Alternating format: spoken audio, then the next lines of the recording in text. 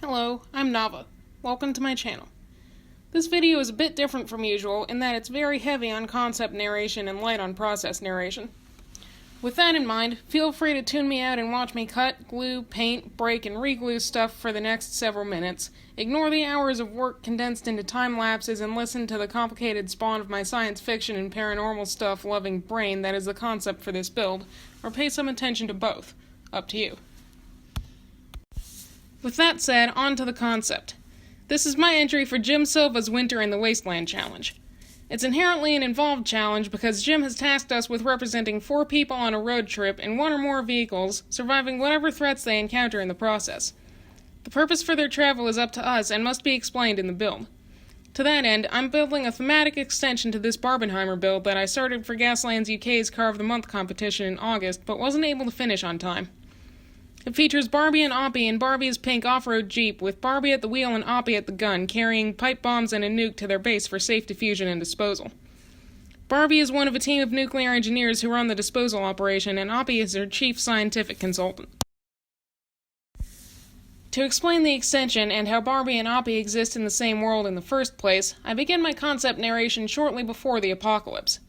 This is the real world that Barbie entered upon becoming human, in which international tensions have been simmering for decades and are now heating up into conflict.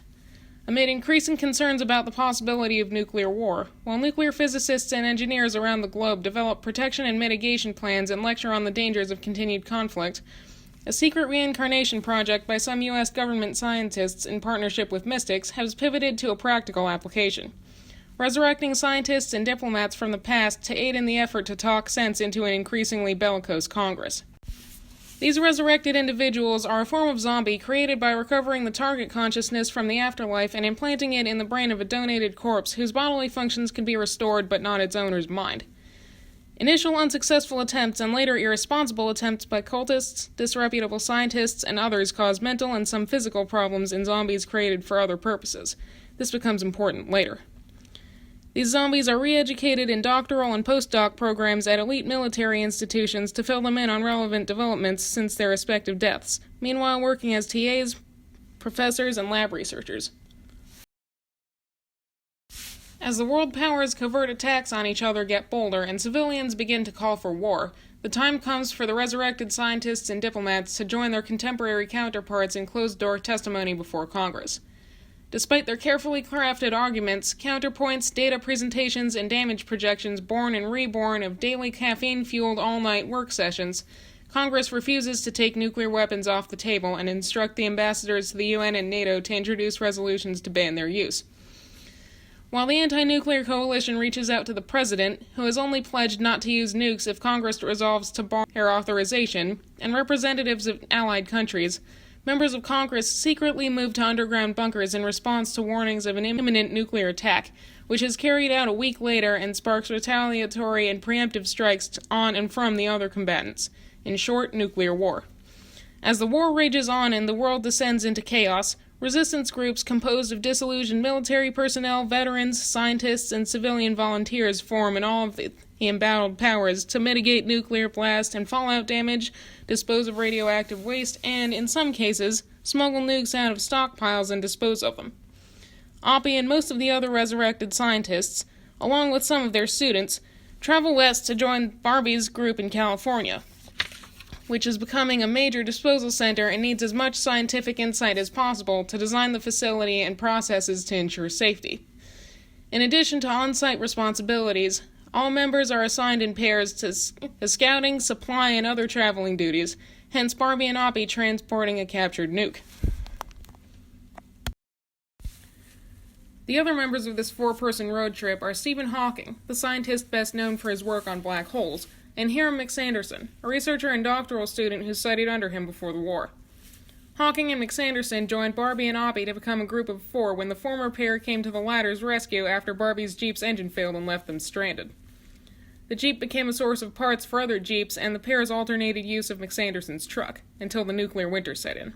With a significant drop in both temperatures and precipitation, most of the former United States became uninhabitable.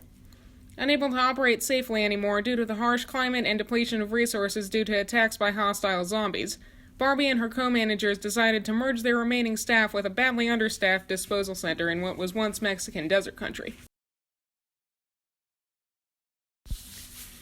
I've chosen to represent the hostile zombies as the threat in this scene. These zombies, as I mentioned earlier, are the result of irresponsible experiments, most with physical and/or mental problems and all with the chip of stigmatization on their shoulders. In the chaos of the war, they and humans whom they accepted formed militia-style groups that preyed on the remnants of human civilization for survival and sought to destroy all remaining authorities. Many human members are disillusioned military personnel. This is Ron Reinhardt, a former army strategist turned zombie raider who once participated in the congressional proceedings on nuclear weapons in favor of keeping them on the table. He and the young zombie behind him have come to kill the group of arms control operatives and plunder their supplies.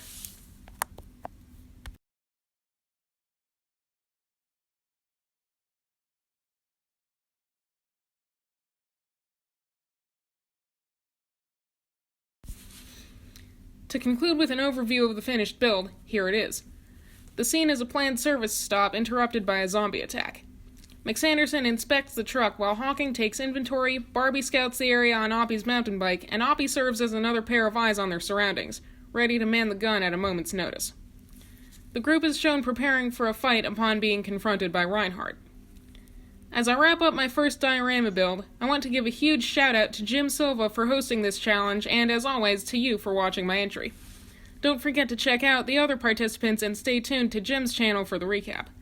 Until next time, this is Nava Auto saying goodbye.